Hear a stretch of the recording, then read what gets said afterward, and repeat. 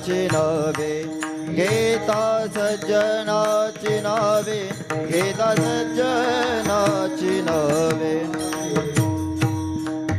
पुण्यवंत व्हावे घेता सज्जनांची नावे घेता सज्जनांची नावे घेता सज्जनांची नावे पुण्यवंत व्हावे घेता सज्जनाची नवे घेता सज्जनाची नावे घेता सज्जनाची नवे नेघे माझी वाचा तुटी महालाभ फुकासाठी महालाभ फुकासाठी महालाभ फुकासाठी नेघे माझी वाचा तुटी महालाभ फुकासाठी महालाभ फुकासाठी महालाभ फुकासाठी विश्रांतीचा ठाव पायी संताची भाव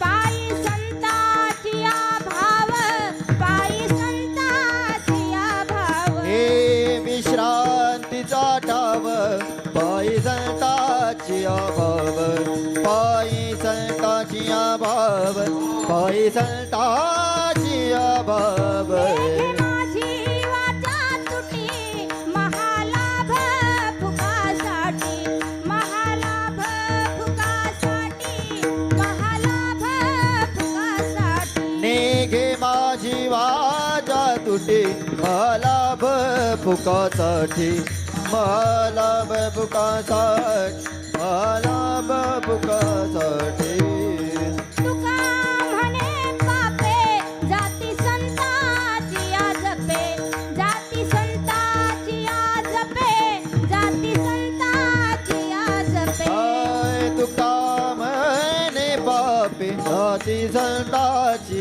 जपे जाती संताची जपे जाती संताची जपे नेघे माझी वाचा तुटी महालाभ फुकासाठी महालाभ फुकासाठी महालाभ फुकासाठी नेघे माझी वाचा तुटी महालाभ फुकासाठी महालाभ फुकासाठी महालाभ फुकासाठी विठोबार कुमार डोबार कुमाये विठोबार कुमार डोबार कुमाये विठोबार कुमार डोबार कुमाये विठोबार कुमार डोबार कुमाये विठोबार कुमार डोबार कुमार डोबार कुमार डोबार कुमार डोबार कुमार डोबार कुमार डोबार कुमार डोबार कुमार डोबार कुमार रे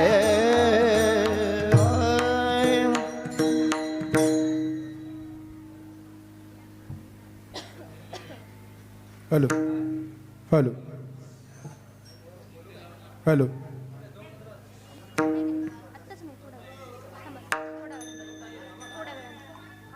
hello hello check hello Shri हरिभक्तपराय थोडं कडक करा हॅलो संगीत विशारद भजन सम्राट ज्ञानेश्वर गुरुजी हारी आणि त्यांना साथ करतील श्री हरिभक्तपराय भजन सम्राट संगीत विशारद सिद्धेश्वरजी महाराज हुसेन आळंदी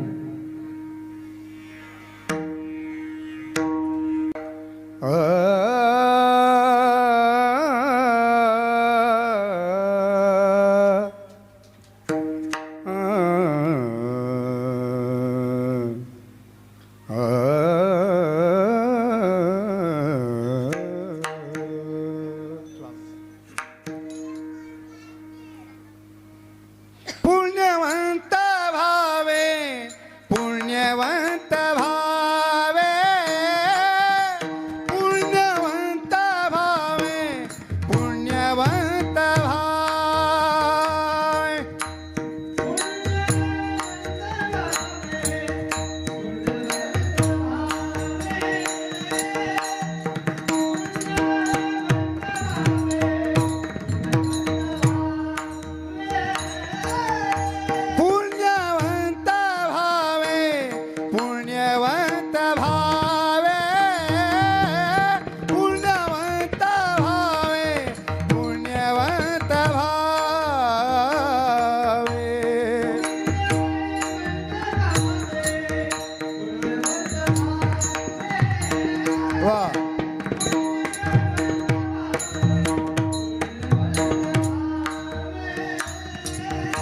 घेता सज्जनाची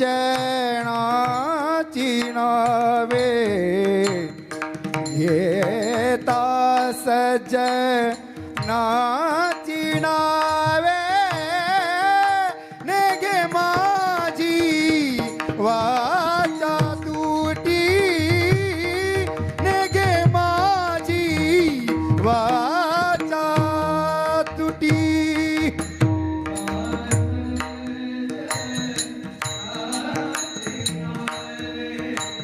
जय हो वा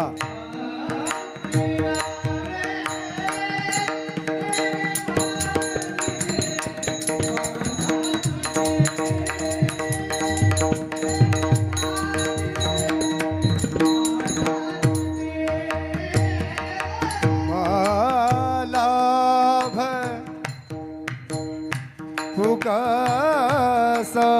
फुकासाठी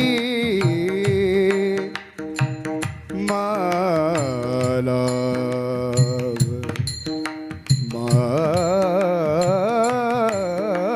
मालाभ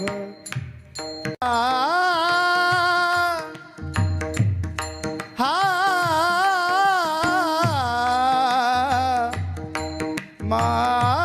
महाराम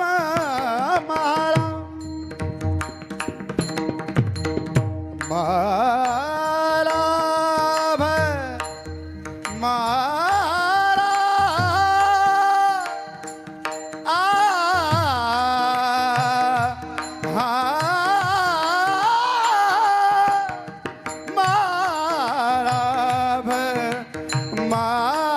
महाराम महाराम महालाभ महालाभ महालाभ महालाभ महालाभ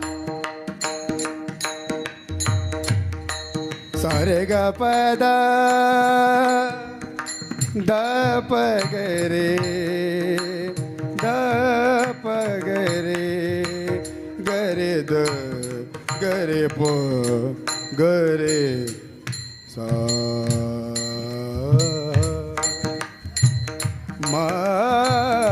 मालाभ मालाभ मालाभ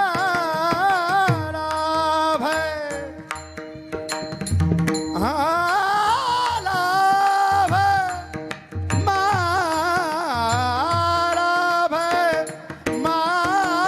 मालाभ मालाभ मालाभ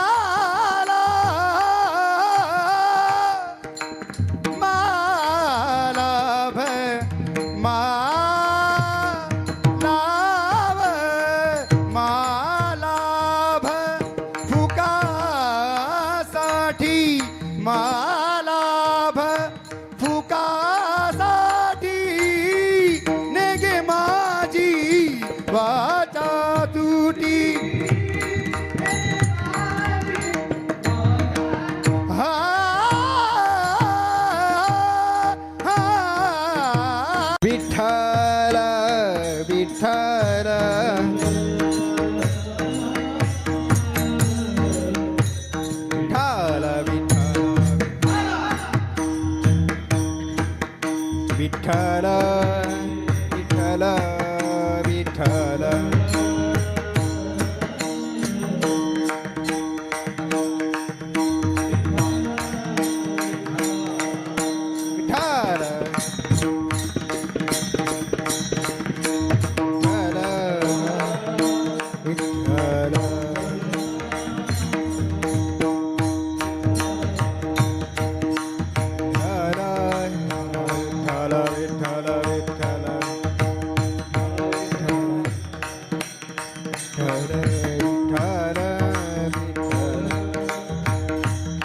नेघे माझी वाचा तुटी महालाभ फुकासाठी विश्रांतीचा ठाव विश्रांतीचा ठाव पायी संताची भाव नेघे माझी वाचा तुटी महालाभ फुकासाठी तुका मने पापे तुका मने पापे जाती संताची जपे नेघे माझी वाचा तुटी महालाभ फुकासाठी विठ्ठल विठ्ठल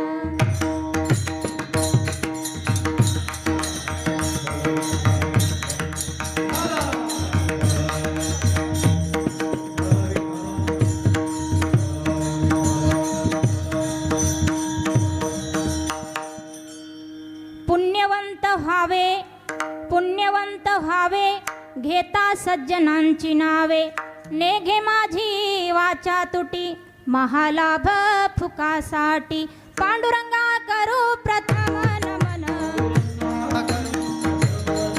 पांडुरंगा करू प्रथम नमन दुसरे चरण संताची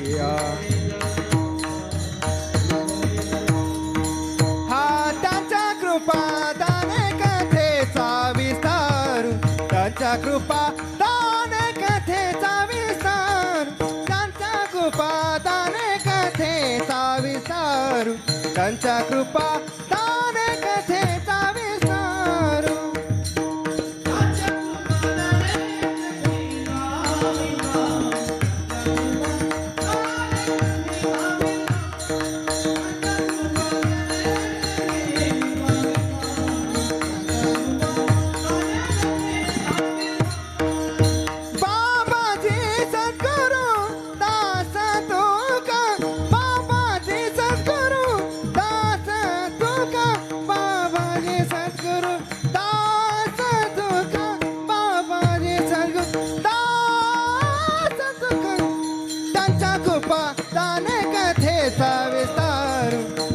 कृपा दान कथेचा विस्तार त्यांच्या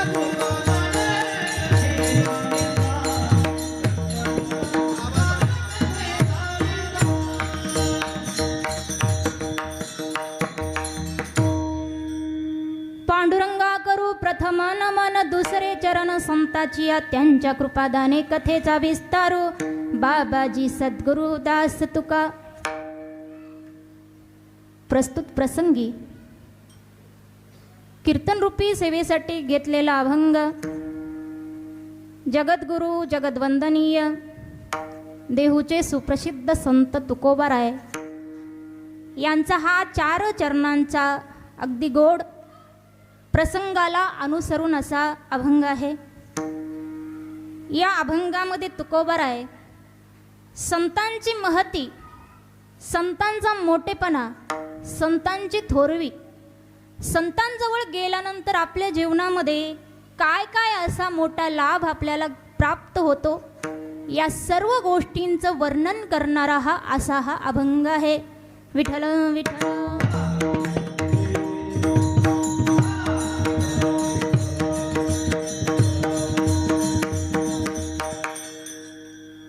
आवाज थोडा मोठा करा, विको कमी करा.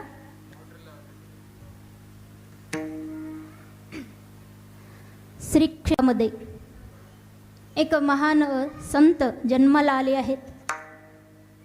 एक श्रेष्ठ साधू, अवलिया संत, साक्षात्कारी संत, विदेही महात्मा असणारे संत श्री गजानन महाराज यांच्या 55व्या जन्मोत्सवाच्या निमित्ताने आज या ठिकाणी हा पवित्र हरिकीर्तनाचा कार्यक्रम सोहळा आयोजित करण्यात आलेला आहे. या ठिकाणी येण्याचं भाग्य लाभलं ते म्हणजे प्रथम आम्हाला या ठिकाणी संपर्क झाला तो अश्विनीताई यांच्या मार्फत. त्यांचा आणि आमचा जुना परिचय आहे. त्यांच्या मार्फत या ठिकाणी येण्याचा योग लाभला आणि बाकी संपूर्ण बाबांचे जे भक्तगण त्यांचे परिवारातील सर्व पवार कुटुंबीय यांच्या मार्फत त्यांनी बाबांचा हा प्रकट दिन सोहळा साजरा करण्याचा हा शुभ संकल्प सत्कर्म या ठिकाणी आज आयोजित केलेला आहे. खरं तर आज मनाला खूप प्रसन्नता वाटली. तुम्ही सगळे भाग्यवान आहात, कारण या पवित्र अशा भूमीमध्ये भगवान ओलांडेश्वर हे तर भगवान या ठिकाणी विराजमान आहेतच, त्याबरोबर असे साक्षात्कारी अवलिया विदेही संत महात्मा आपल्या भागामध्ये या पवित्र भूमीमध्ये त्यांच्या पदस्पर्शाने पवित्र झालेल्या भूमीमध्ये तुम्ही जन्माला आलात. प्रथमतः तुम्ही सर्व फार भाग्यवान आहात. आणि मी सर्वप्रथम भगवान ओलांडेश्वर यांच्या चरणी नतमस्तक होऊन बाबांच्याही चरणी नतमस्तक होते. त्यांना प्रणाम वंदन करते. कारण आपण भाग्यवान आहोत. आपली ही मला वाटतं शेवटची पिढी असेल की ज्या पिढीला आपल्या डोळ्याने संत दर्शन झाले. नाहीतर दिवसेदिवस कलियुग एवढं अक्राळ विक्राळ रूप धारण करत आहे. कलियुगात दिवसेदिवस असं पाप वाढत चाललंय की संत आता जन्माला येणं बंद झालंय. इथून पुढं संत जन्मालाच येणार नाहीत, एवढं पाप वाढणार आहे. की आपण भाग्यवान आहोत की आपल्याला संत पाहायला मिळत आहेत. पुन्हा आपल्याला एकदा संत जर देहाने या पृथ्वी तलावरून निघून गेले ना, पुन्हा आपल्याला संत डोळ्याने सुद्धा बघायला मिळणार नाही. म्हणून खरंच तुम्ही सगळे भाग्यवान आहात. आणि तुमच्यामुळे आम्ही सुद्धा भाग्यवान ठरलो की आम्हाला सुद्धा आज संत गजानन महाराज यांचा आशीर्वाद प्राप्त झाला, त्यांचं दर्शन मिळालं. बाबांचं संपूर्ण नाव श्री गजानन देवराव पवार आहे. आणि त्यांनी लहानपणापासूनच त्यांच्या अंगामध्ये वैराग्य आहे. बरं, असं नाही की घरची परिस्थिती खूप खराब किंवा घरचं वातावरण खराब म्हणून वैराग्य झाले, असं नाही. तर त्यांच्या कुळाचा संपूर्ण जे वारसा आहे ना, तो सर्व माहीत झालेला आहे, कानावर आलेला आहे. आणि एवढा श्रेष्ठ वारसा लाभलेला आहे पवार कुटुंबियांना की त्यांना परमार्थिक सेवेचाही वारसा मिळालेला आहे पूर्वजांपासून. पुन्हा राजकीय वारसासुद्धा मिळालेला आहे. यांच्या कुटुंबामध्ये कुळामध्ये अनेक श्रेष्ठ पदावर अनेक व्यक्ती विराजमान आहेत. परमार्थामध्ये सेवाधारीसुद्धा आहेत. आणि त्यामुळं संपूर्ण कुटुंब संपूर्ण कुळातील लोक हे सुसंस्कृत आहेत, सभ्य आहेत आणि संपन्नता असलेली आहेत. अशा संपन्न कुळामध्ये जन्माला आलेले बाबा, त्यांना घरामध्ये किंवा त्यांच्या जीवनामध्ये कुठल्याही प्रकारचा असा काही त्रास नव्हता. तरीसुद्धा अगदी लहान वयामध्ये त्यांना वैराग्य प्राप्त झालं. म्हणून त्यांना विदेही संत म्हणावं. विदेही का? कारण जे त्यांच्या देहावर उदास आहेत ना, भक्त ऐसे जाना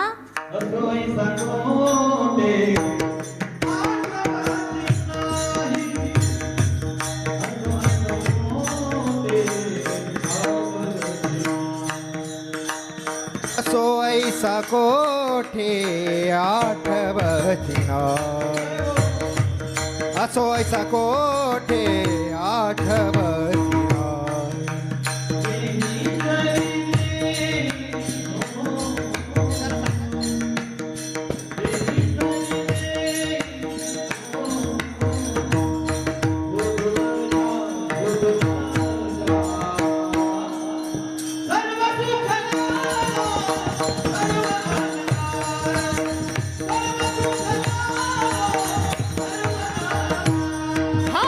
सर्व सुख नालो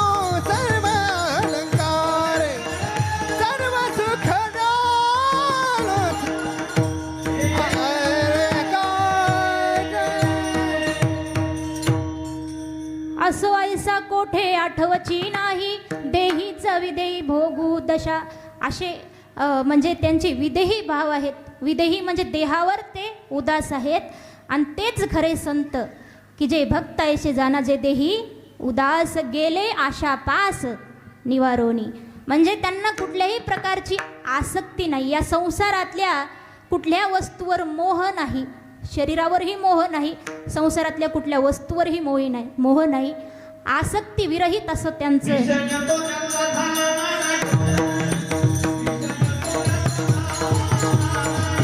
विषय तो त्याचा झाला नारायण, विषय तो त्याचा झाला नारायण.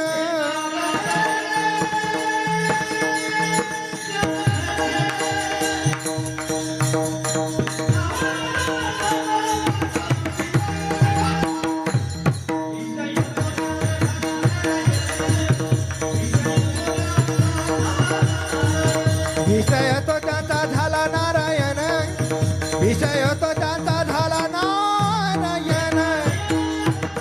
नारायण विषय तो त्यांचा झाला नारायण. नावडे जनधन माता पिता. ज्यांना संसारातील कुठल्याही वस्तूवर मोह नाही, नाते सुद्धा मानत नाही, त्यांचं फक्त परमेश्वराशी देवाशी नातं आहे. ज्यांना मी कसा दिसतो हे सुद्धा भान नसतं, ते खरे संत. आपण साधारण माणसं बघा, आपण जर कुठे निघालो तर आपलं लक्ष कशावर असतं की मी कसा दिसत आहे, सुंदर दिसत आहे की नाही, माझी हेअरस्टाईल बरोबर आहे का नाही, माझे कपडे चांगले आहेत का नाही. आणि आजकाल तर कपड्यावर सगळी म्हणजे लोक बाहेरचे दिखावा पाहतात बरं का, कपड्यावर मोठेपण आहे.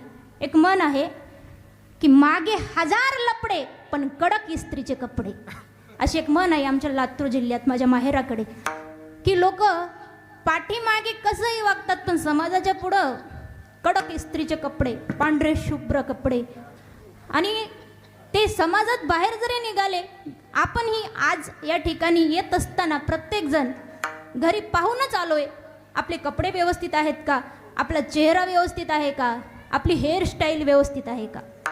घरातून निघताना आपण कम से कम 10 ते 12 वेळा आरशात पाहिल्याशिवाय बाहेर पाऊल सुद्धा टाकत नाही. इतकं आपल्याला ध्यान असतं शरीराचं की समाज मला काय म्हणेल, मी चांगला दिसलो पाहिजे. पण जे विदेही संत आहेत त्यांना या गोष्टीचं काही देणं घेणं नसतं.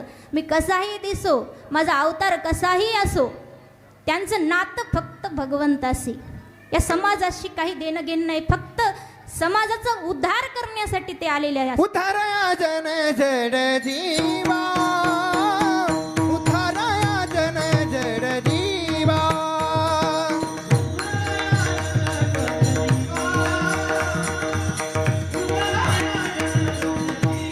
अवतार तुम्हा धनायका जना, अवतार तुम्हा धरायका जना. हे उद्धारया जन जड जीवा, उद्धारया जन जड जीवा.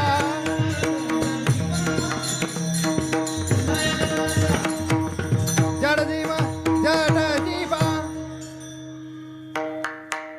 या समाजातील जे दीनदुखी आहेत त्यांचा उद्धार करण्याकरता संत जन्माला येतात. म्हणून तुम्ही सगळे भाग्यवान की दुधा ब्रह्मपुरी या गावचे सर्व लोक, आपल्या पंचक्रोशीतील सर्व लोक, आपल्या सर्वांच्या उद्धाराकरिता, जगाच्या उद्धाराकरिता या ठिकाणी संत गजानन महाराज यांचा हा अवतार झालेला आहे. आणि या विदर्भामध्ये 2 संत असे श्रेष्ठ आहेत. विदर्भाची पंढरी म्हटलं जातं ते सेगाव, सेगावीचे संत गजानन महाराज आणि दुधा ब्रह्मपुरी या ठिकाणचे संत गजानन महाराज. दोन्हीही श्रेष्ठ आहेत. आणि अशा श्रेष्ठ संतांच्या सान्निध्यामध्ये आज आपण या ठिकाणी हरिकीर्तनाची ही पवित्र सेवा करत आहोत. त्याबद्दल मी स्वतःला फार भाग्यवान समजते. आणि या ठिकाणी माझ्या सेवेला साथ देण्याकरिता सर्व भजनी मंडळ उपस्थित आहेत.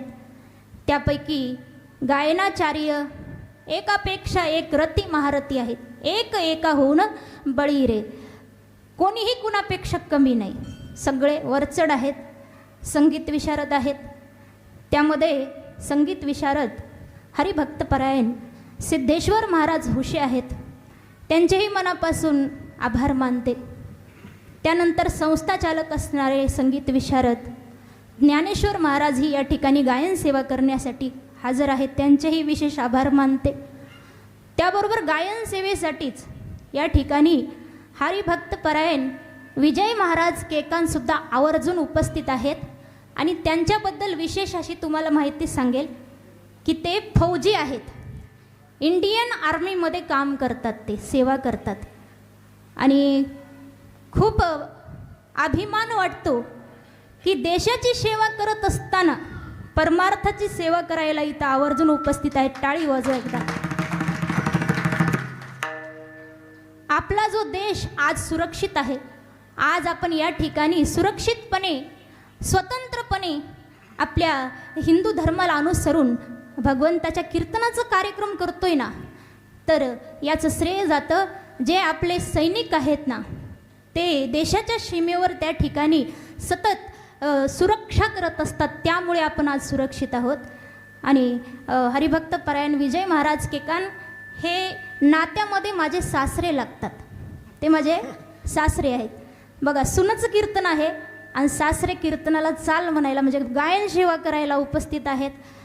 पण असं वयावरून कळत नाही ना. वाजवाच एकदा टाळी. सुरू केले ना.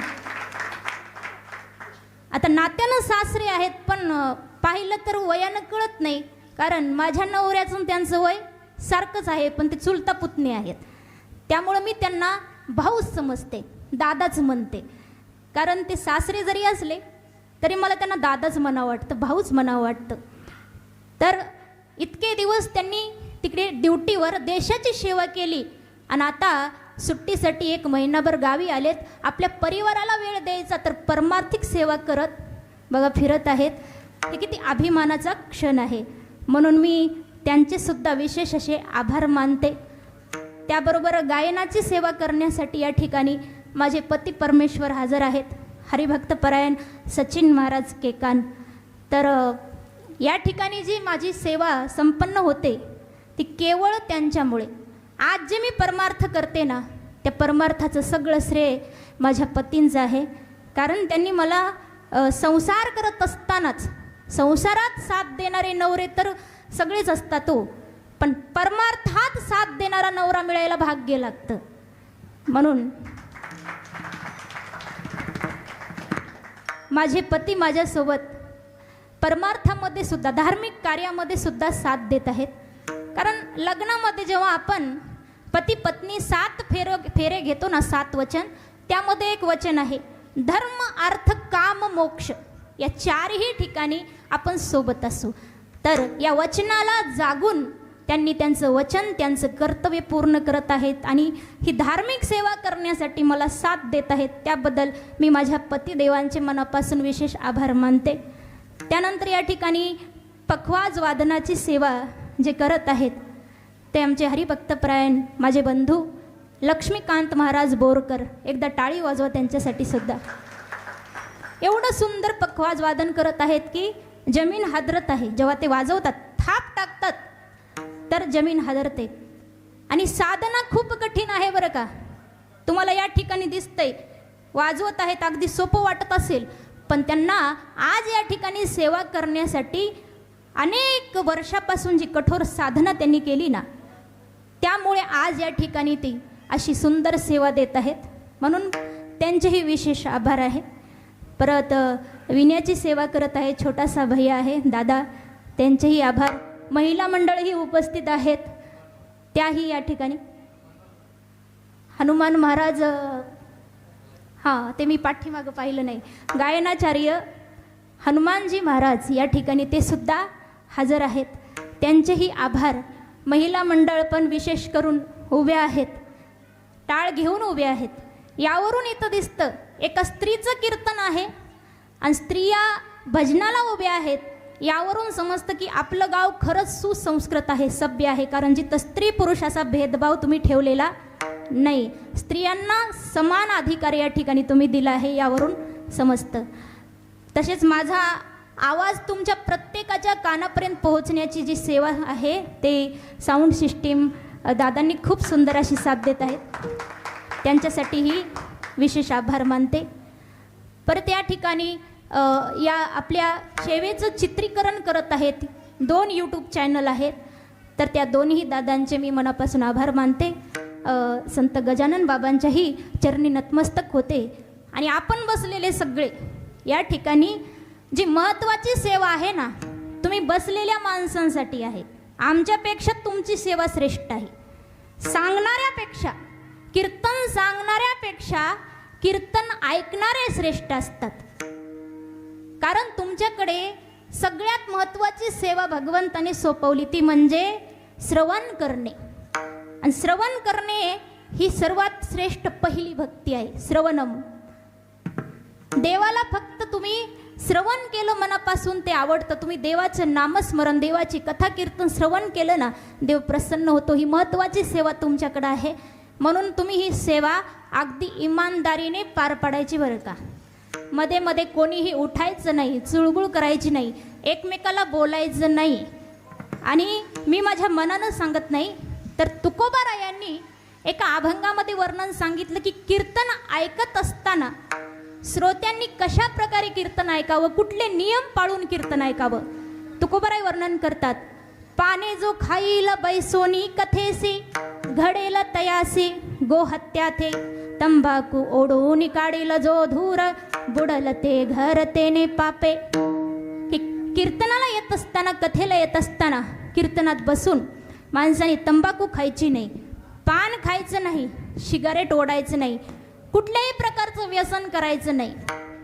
आणि पुन्हा सांगितलं, कीर्तनी बडबड करील जो कोणी, बेंडूक होऊन येईल जन्म. तुकोबाराय सांगतात, जर तुम्ही कीर्तनात बोलत बसलात तर पुढच्या जन्मामध्ये देव बेडकाच्या जन्माला घालत असतो. म्हणून आज शांत बसून कीर्तन ऐका, नाहीतर पुढच्या जन्मात कुठंतरी गटारात पडलेले असाल, टरा टरा टरा ओरडत. त्याच्यापेक्षा आज या ठिकाणी अगदी शांतपणे सगळ्यांनी आपल्या वाट्याला जी जी सेवा आली ती इमानदारीने पार पाडायची. परिहार संपला, कीर्तनाला आरंभ. विठ्ठल विठ्ठल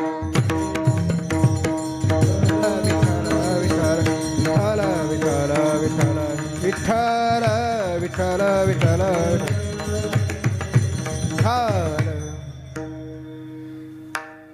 अभंगामध्ये तुकोबारायांनी सर्वात पहिला शब्द वापरला पुण्यवंत. पुण्यवंत व्हावे घेता सज्जनांची नावे. मग या ठिकाणी एक शंका उत्पन्न होते की तुकोबारायांनी पुण्यवंत शब्द का वापरला. तुकोबारायांनी या ठिकाणी पुण्यवान शब्द सुद्धा वापरायला पाहिजे होता. पुण्यवान शब्द का नाही आला. पुण्यवान आणि पुण्यवंत या दोन्हीमध्ये काय फरक आहे, तुम्हाला फरक समजून सांगण्यासाठी उदाहरण देईल. समुद्र आणि धरणाचं. धरण ही माहीत आहे तुम्हाला, समुद्रही माहीत आहे. तर धरण जर एखाद्या गावी असेल तर धरण कसं आहे, धरण जलवान आहे का जलवंत आहे. धरण आहे जलवान.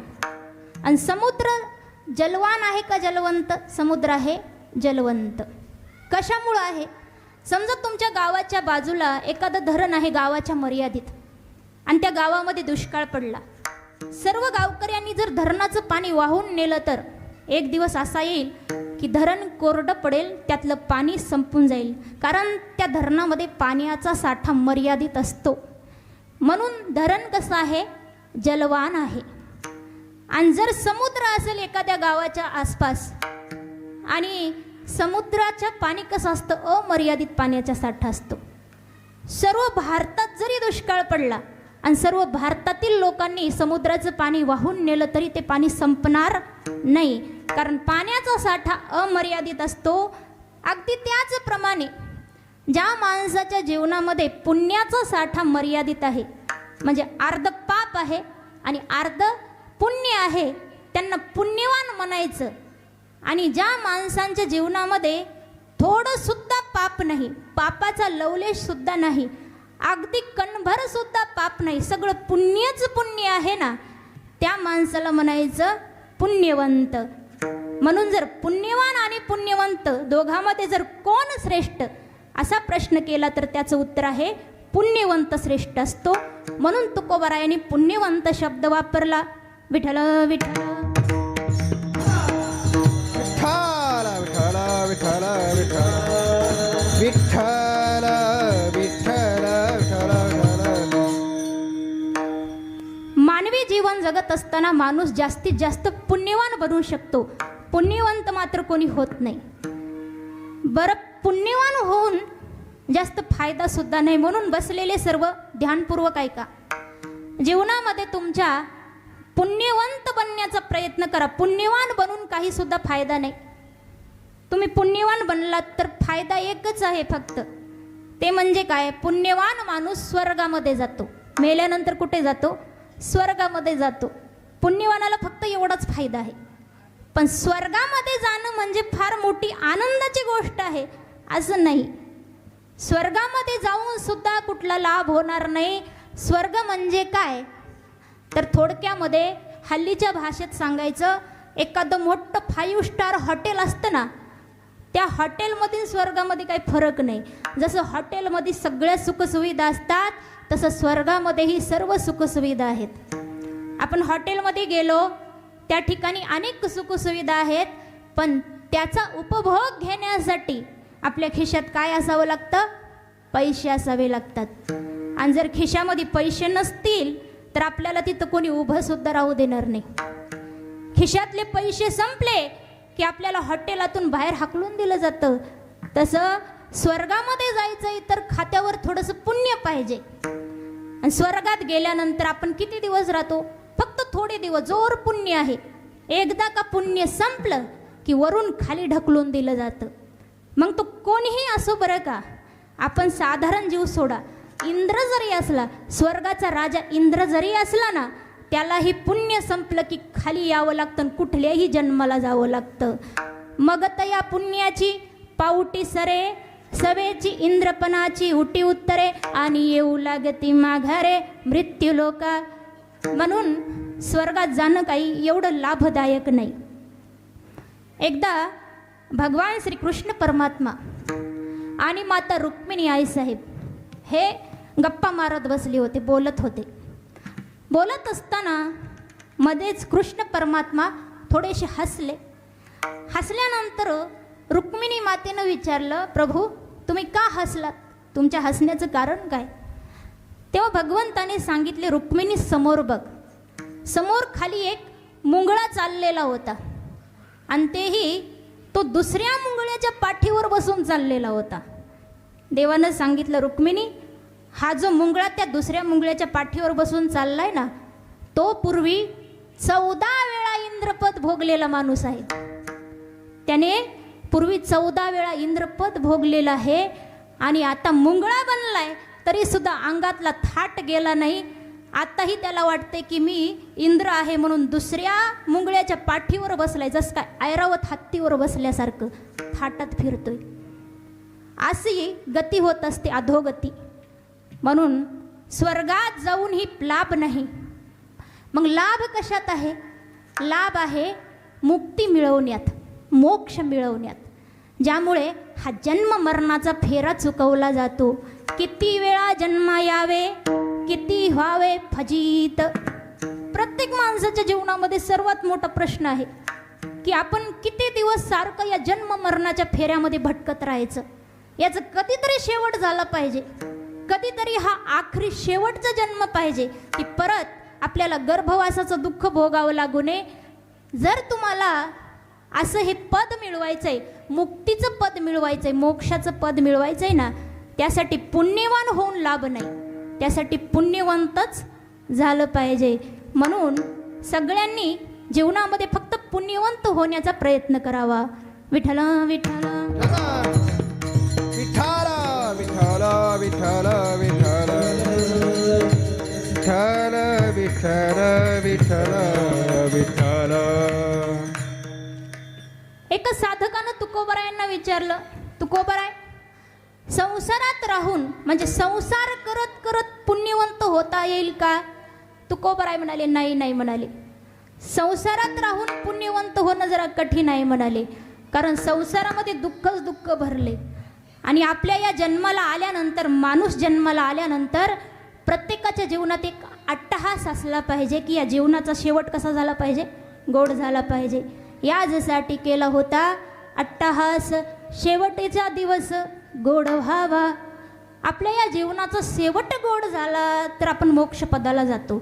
आणि शेवट गोड संसाराचा कधीच होत नसतो. शेवट गोड केवळ परमार्थाचा होत असतो. संसारामध्ये एवढं दुःख आहे, फक्त संसार सुरुवातीला गोड लागतो, पण पुढं पुढं एक एक दिवस वाढल, एक वर्ष वाढल, तसं संसार कडू लागतो. आणि परमार्थ सुरुवातीला कडू लागतो, पण परमार्थाचा शेवट मात्र गोड होतो. म्हणून बघा, आता हिवाळ्याचे दिवस प्रारंभ होतीलच. आणि हिवाळ्यामध्ये, थंडीच्या दिवसामध्ये जेव्हा सकाळी थंडी वाजते आणि सकाळी सकाळी कोवळं कोवळं ऊन पडतं ना, त्या उन्हामध्ये बसल्यानंतर माणसाला किती बरं वाटतं. असं वाटतं असंच उन्हात बसून राहावं. पण थोडंसं ऊन वाढू द्या, दुपारी 12पर्यंत तसेच उन्हात बसून राहा. मग असे चटके बसायला लागतात उन्हाचे, तेव्हा मग पटकन उन्हातून उठून माणूस बाजूला जातो, सावलीत बसतो. अगदी संसार त्याच प्रकारे आहे. सुरुवातीला फार आनंद वाटतो, गोड वाटतो, पुन्हा पुन्हा पुन्हा संसारामध्ये असे दुःखाचे चटके बसायला सुरुवात होतात ना. म्हणून आमचे जे पूर्वज आहेत ना, आपले सर्वांचे फार हुशार होते. त्यांना माहीत आहे संसारामध्ये किती त्रास, चटके भोगायला मिळणार. त्यासाठी त्यांनी एक प्रथा सुरू केली. लग्न लागल्या आधी, लग्नाच्या आधीच माणसाला हळद लावली जाते. हळद का लावतात? हळद ही माणसाला जर काही जखम झाली ना, तर त्यावर हळद लावली जाते. संसारसुद्धा आपल्या जीवनातील फार मोठी एक प्रकारची जखमच आहे. आणि पूर्वजांना माहीत होतं की आता संसारात पडल्यावर किती दुःख भोगावं लागणार आहे. तेव्हा या दोघांनी, नवरा बायकोनी, दुःख सहन करावं, त्याच्यातून मान वर काढू नये म्हणून त्यांनी आधीच हळद लावून ठेवली. आणि जसे जसे दिवस जातात, एक महिने, वर्ष संपत राहतात, संसारातील दुःख वाढत जातं. अहो, एके ठिकाणी एका मुलीचं लग्न झालं. लग्न झाल्यानंतर दिवसभर जे लग्नाचे विधी असतात, धार्मिक विधी, ते पार पडले. लग्न सोहळा संपन्न झाला आणि संध्याकाळच्या वेळी ती नवरी जेव्हा सासरी निघाली ना, मग सासरी निघाल्यावर ती फार रडायला लागली, रडू लागली. आता त्या ठिकाणी रडायला आपोआपच येत असतं. त्या ठिकाणी सांगावं लागत नाही की रड म्हणून. आणि तुम्ही सगळे रडूनच आला असताल माय समोर बसलेल्या. आठवा तो दिवस, प्रत्येकजणी रडूनच आलात. तर मग त्या दिवशी आपोआप रडायला येतं. मग कधी बापाच्या गळ्याला पडून रडते, कधी आईच्या गळ्याला पडून रडते, कधी भावाच्या गळ्याला पडून रडते. असं ती नवीन नवरी फार रडत होती. तिचा एक लहान भाऊ होता. तो आपल्या बहिणीचं रडणं शांतपूर्वक पाहत होता. त्याने त्याच्या वडिलांना विचारले, पप्पा पप्पा, माझ्या डोक्यात एक प्रश्न आहे म्हणाला. आता लहान पोरांच्या मनात काहीही प्रश्न येतात बरं का. मग पप्पांना विचारलं, काय प्रश्न आहे? पोरगं म्हणालं, पप्पा पप्पा, माझ्या डोक्यात एक प्रश्न आहे. मी किती वेळ झालं पाहतोय की माझी ताई एकटीच रडते, पण भाऊजी रडत नाहीत म्हणालं पोरगं. बघा, आता लहान लेकरांना काही पण सुचतं बरं का. पोरानं असं निरीक्षण केलं आणि विचारले, पप्पा, ताई रडते पण भाऊजी का रडत नाहीत? पप्पा म्हणाले, बाळा, तू अजून लहान आहेस, तुला अजून काही माहीत नाही. मोठा झालास ना मग कळेल. तुझी ताई रडेल, पण कुठपर्यंत रडेल? एकदा घराचा गेट पार केला, एकदा गाडीत बसून सासरी गेली की ताईचं रडणं संपेल म्हणाले. पण तुझ्या भाऊजीला पुन्हा आयुष्यभर रडावं लागणार आहे. म्हणून आजच्या दिवशी भाऊजी हसतो. त्या दिवशी नावसुद्धा बदलतात, नवरदेव, नवरदेव. जो आता देव होण्याच्या लायकीचा राहिला नाही ना, तो नवरदेव. आणि त्या लग्नाच्या दिवशी काय थाट असतो माणसाचा, एवढा थाट. त्याच्या अंगामध्ये कोट असतो, पायात बूट असतो. आणि त्या आनंदामध्ये मारुतीच्या पारावर बुटासहित जातो. एवढं म्हणजे त्या दिवशी मन पागल झालेलं असतं आनंदामध्ये. मारुतीच्या पारावर जातोय, बूट बाहेर काढावा एवढंही भान राहत नाही. पुण्यवंत भावे, पुण्यवंत भावे,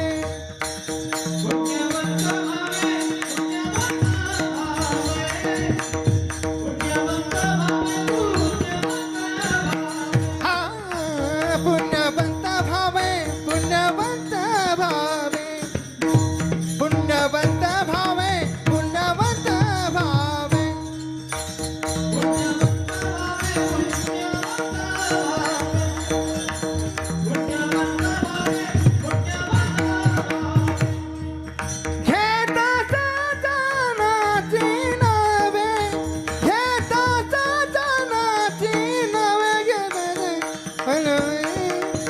माझी वाचा तुटी नेघे माझी वाचा तुटी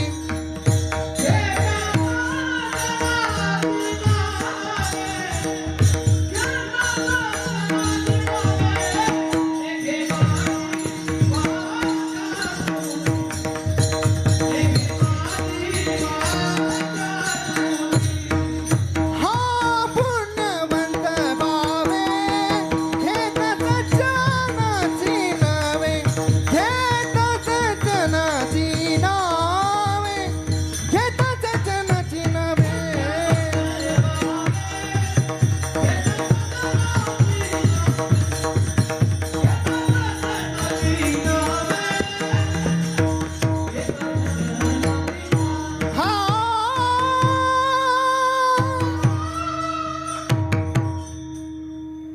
पुण्यवंत व्हावे घेता सज्जनांची नावे. बघा समोर बसलेले श्रोते, एक गोष्ट ध्यानात ठेवायची. एखाद्यानं चांगलं प्रमाण गायलं, सुंदर चाल, कुठलं प्रमाण सुंदर चालीमध्ये गायलं, एखादं तुम्हाला पॉईंट कीर्तनामध्ये एखादं वाक्य आवडलं, टाळी वाजवायची. काय होतं की सर्वांचा उत्साह वाढत असतो. सुंदर त्यांनी या ठिकाणी प्रमाण गायलेलं आहे, तर एकदा टाळी वाजवा त्यांच्यासाठी मस्त. यामुळे काय होतं, टाळी वाजवल्यामुळे ना जीवनामध्ये काही फायदे आहेत बरं का. टाळी वाजवणं काही वाया जात नसतं. आणि कीर्तनामध्ये तर कधीही रिकामं बसू नये. कीर्तनात बसल्यानंतर माणसाने टाळीही वाजवावी आणि मुखाने भजनसुद्धा म्हणावं. रिकामं बसून कीर्तन ऐकणं सुद्धा पाप आहे. कीर्तनात टाळी वाजवल्याचे काही फायदे आहेत बरं का. पहिला फायदा म्हणजे कीर्तनात टाळी वाजवल्यामुळं माणसाचं रक्त शुद्ध होतं. विज्ञान सुद्धा सांगतं बरं का, माणसानं टाळी वाजवली की रक्त शुद्ध होण्याची प्रक्रिया सुरू होत असते. म्हणून टाळी वाजवावी. पुन्हा दुसरा एक फायदा आहे की काही माणसांच्या हातावरची जी भाग्यरेषा असते ना, भाग्यरेषा तर प्रत्येक माणसाच्या हातावर असते. काही माणसांच्या हातावरची भाग्यरेषा ही थोडी वाकडी असते, वाकडी तिकडी असते. त्यामुळं त्या माणसाच्या जीवनामध्ये काही सरळ गोष्टी घडत नाहीत, सगळं वाकडं तिकडंच. म्हणजे सतत अपयश येत राहतं, सतत दुःख, सतत त्रास, सतत पीडा, सतत टेन्शन, चिंता, यामध्ये माणूस जिरून जात असतो. मग ज्या माणसाच्या हातावरची भाग्यरेषा वाकडी आहे ना, त्यांनी कीर्तनामध्ये टाळी वाजवायची. त्यामुळे तुमची भाग्यरेषा सरळ होते आणि तुम्हाला कुठल्याही कामामध्ये यश मिळत जाईल. हा एक फायदा आहे. आणि तिसरा असा फायदा आहे, आज तुम्हाला माणसाचा जन्म भेटलाय आणि कीर्तनात बसण्याचं भाग्य मिळालंय. आज कीर्तनात बसून सुद्धा तुम्ही देवासाठी टाळी नाही वाजवली तर पुढच्या जन्मामध्ये साडी नेसून भर बाजारात टाळी वाजवावी लागेल. म्हणून त्या टाळीपेक्षा ही टाळी बरी. ती टाळी कळाली ना तुम्हाला. बाजारला जाता का पुरुष मंडळी? जाता. सिग्नलवर असतात बघा काही टाळी वाजवणारी, सिग्नलवर टोल नाक्याजवळ असतात ना. तशी टाळी वाजवण्यापेक्षा आज या ठिकाणी टाळी वाजवलेली कामाची आहे. म्हणून भजन सुरू झालं ना, टाळी वाजवत जा. विठ्ठल विठ्ठल विठ्ठल विठ्ठल विठ्ठल विठ्ठल.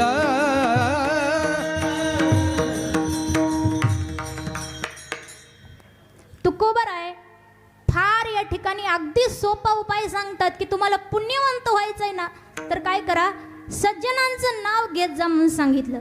सज्जनांचं म्हणजे कोणाचं? संतांचं नाव घेतलं की जीवनामध्ये पुण्यवंत होता येतं. अहो तुम्हाला तर या ठिकाणी एवढे महान संत यांचं सानिध्य लाभले. तुम्ही रोज संत गजानन म्हटल्यानंतर अहो सर्व पूर्वीच्या जन्माचेही पाप कटून जातील तुमचे. एवढं संतांच्या नामाची ताकद आहे. म्हणून संतांचं नाव घेतलं ना, जीवनात पुण्यवंत होता येतं. पण आजकाल खरे संत बघायला मिळत नाहीत ना. आजकाल समस्या काय आहे की फक्त बोटावर मोजणे एवढे खरे संत उरले आहेत. जसे या ठिकाणी दुधा ब्रह्मपुरी गावामध्ये संत गजानन बाबा आहेत. असे फक्त फार थोडे खरे संत आहेत, वैराग्यवंत आहेत, ज्यांचा दिखावा नाही, ढोंग नाही, ज्यांचा संतपणा खरा आहे. असे फार थोडेसे साधू शिल्लक आहेत आज जगात. पण बाकी जगामध्ये सगळं ढोंग आज दिसतंय. आज फक्त एक पोट भरण्यासाठी संतपणाचं ढोंग घेऊन लोक फिरत आहेत की फक्त एक आपला उदरनिर्वाह चालावा संसार